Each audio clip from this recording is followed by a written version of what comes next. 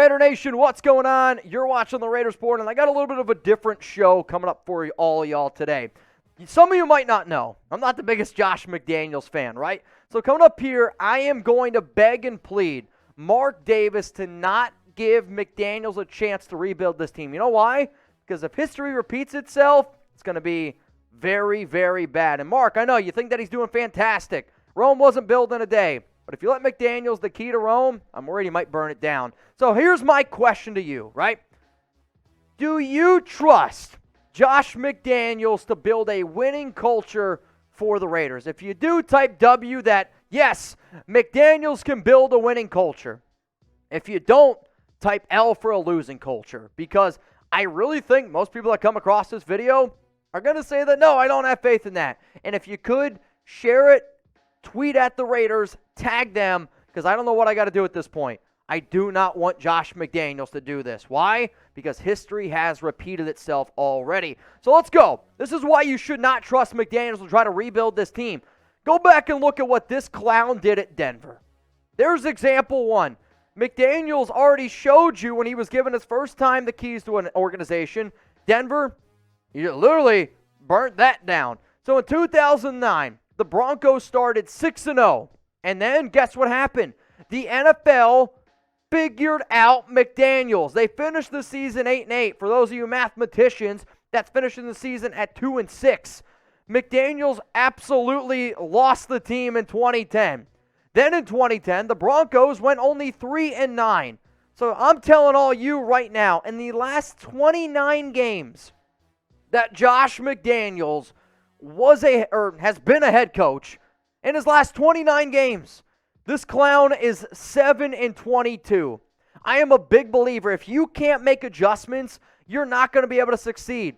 There is a part of me that really truly believes that the NFL knows that McDaniels isn't going to do anything special. And instead of trying to get players, or instead of trying to put his system around good players, he's trying to put his players in his system. That I think that the NFL has figured out. Look how much of a disaster the Silver and Black have been already this season. And the Broncos were better without McDaniels. The following season, the freaking Broncos not only went to the playoffs, but they won a playoff game. I mean, that is just downright infuriating, is it not? So, okay, there's example one. McDaniels was the head coach with the Denver Broncos. He failed there, and he couldn't quite get it done. You know, it also kind of reminds me of this. Well, the Raiders, what if they draft a quarterback in the first round? What could happen? Well, the last time McDaniels drafted a quarterback in round one, he drafted Tim Tebow. Sure, Tim Tebow was a great college quarterback. But did anybody actually think that Tebow was going to be good in the NFL? I know I personally didn't. So, all right, you've already given McDaniels a chance to draft a quarterback in round one. He lost the team, and he couldn't find the right quarterback.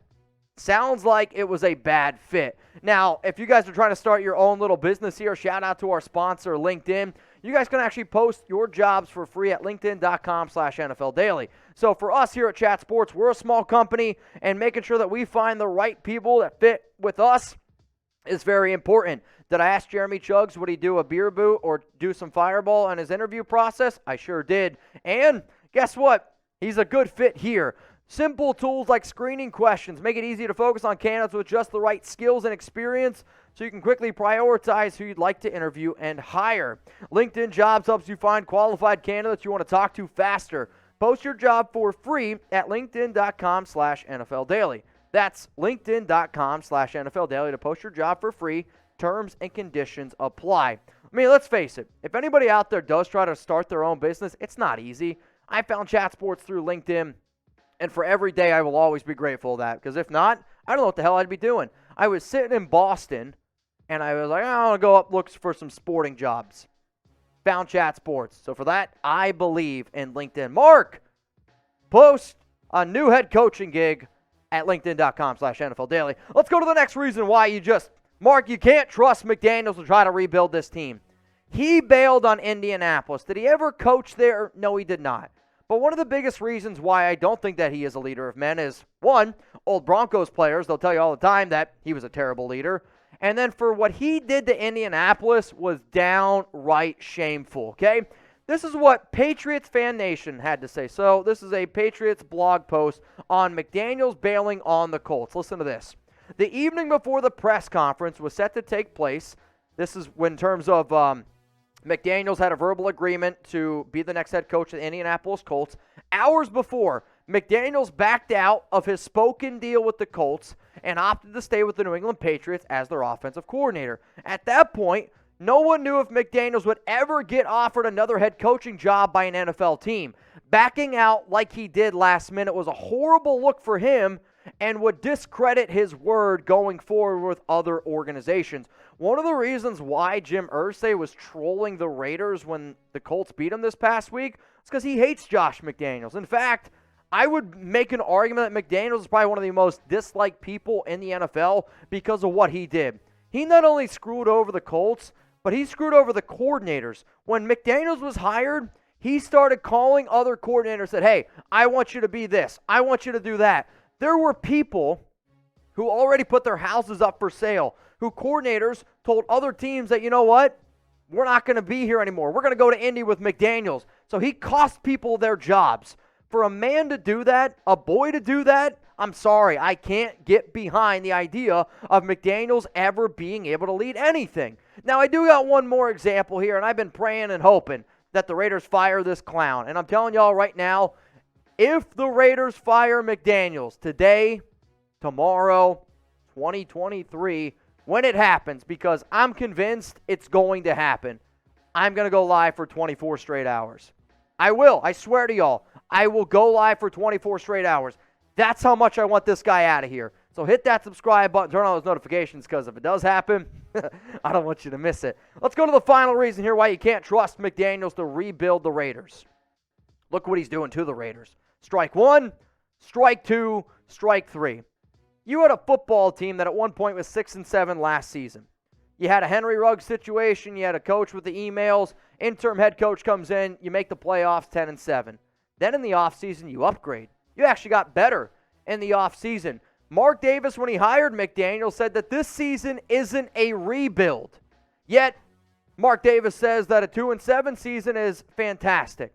Look at this year, and then just look at how many players are lost on the sidelines. Look at how many people don't want to play for this man.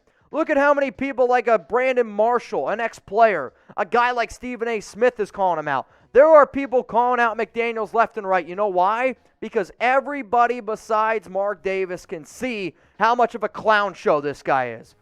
Continuing to go forward, the Raiders give him his chance in 2023. Josh has already showed you that he has failed in free agency, he's failed in trades, and the draft, I'm sorry, doesn't really give me a lot of confidence that we're moving in the right direction there either. In terms of an offseason, if you spend $344.5 million, that tells me that you are going all in, especially when it's only 4 players.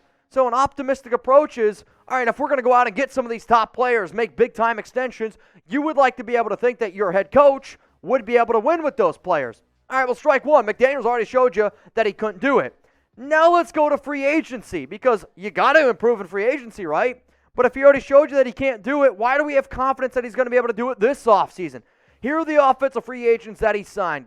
Garrett Gilbert, Ameer Abdullah, Brandon Bolden, Jakob Johnson, Demarcus Robinson, Mack Hollins, Jacob Hollister, Alex Bars.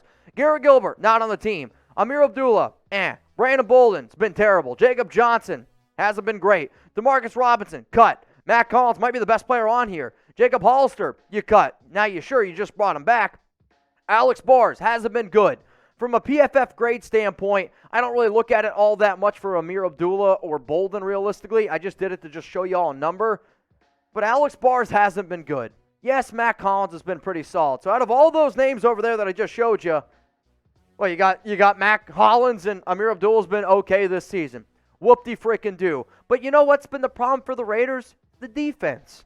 And yet you brought in 11 free agents on defense. And when I talk about free agents, I'm talking about all the players that you brought in during the offseason, during free agency, and I'll say May and June. Okay, that's to me free agency. Andrew Billings, Kyler Fackrell, Darius Phillips, Vernon Butler, Anthony Averett, Jayon Brown. Well, Kyler Fackrell You cut him. Now, sure, it was because of an injury, but he's still able to get signed. Darius Phillips, he didn't make the 53-man roster. Vernon Butler, he didn't make the 53-man roster.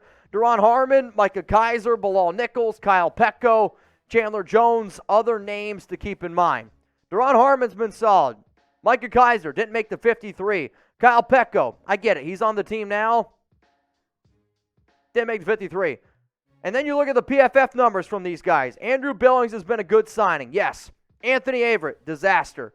Jayon Brown, disaster. Duron Harmon, solid. Bilal Nichols, stinks. I don't care what that Chandler Jones PFF grade says, a 60.5. Does anybody out there in their right freaking mind think that Chandler Jones has been even close to the contract that the Raiders gave him? The answer to that is no. So, already, you've seen that he failed in terms of giving out big-time contracts. I love the fact that you got Davante Adams, but you gave up a first and a second round pick to do that. That hurt your draft. Then a free agency. That was a big strikeout. We'll talk about the players here in the draft in just a second, and I get it. It's super early to judge players in the draft, but I am only going off of what I've seen this season. And I'll get to that here, but remember, hit me up on Instagram, hit me up on Twitter. I'm at MitchellRentz365, and if you want even more content here from the Raiders Report, friendly reminder, you can find it over on Raidersport.locals.com. So let's talk about the draft, right? Because from the drafting standpoint, you drafted Dylan Parham, round 3, number 90 overall. This has been by far the best pick, and honestly, I love Dylan Parham. As soon as the Raiders drafted him, loved it. I knew he was going to be a good player, and he is going to be a good player for this Raiders team for many years. So, okay, 1 for 1, McDaniels. Cool stuff. Then you got Zamir White. I'm going to tell you all right now, I've watched Zamir White. He's not even close to Josh Jacobs, and I get it. Asking him to be Josh Jacobs is not easy. White looked okay in the preseason, but then again, the Raiders looked good in the preseason. They went 4-0. I don't know if I have a lot of confidence in Zamir White to take over as your main running back if you don't give Josh Jacobs the money that he deserves. Let's go to the next pick here, Neil Farrell Jr. Well, he was just a healthy scratch last week. Hasn't really even gotten any opportunity to play. And it really hasn't gotten any opportunity to play on a team that has arguably the worst defensive line, the worst defensive tackle group in all of the NFL. So by all accounts, I'm going to sit up here and say either they know that they screwed up or maybe Farrell's just not that good right now because he hasn't been good this season. Matthew Butler, he hasn't even played this season. Sure, he's had some okay moments, but again, you're looking at a team that has a terrible defensive tackle room, and the 2 DTs that you drafted haven't done anything. Nothing. Round 7, Thayer Munford, great value. This is going to be another player that I'll sit up here and say, you know what? I think that you got a good player here. And I'm actually going to say that this might be a little bit more to do with Carmen Bracillo, one of the best offensive line coaches in the NFL. Thayer Munford, Dylan Parham, there's a reason why both those players are doing well. Why? Because to me, Carmen Bracillo is actually a good coach.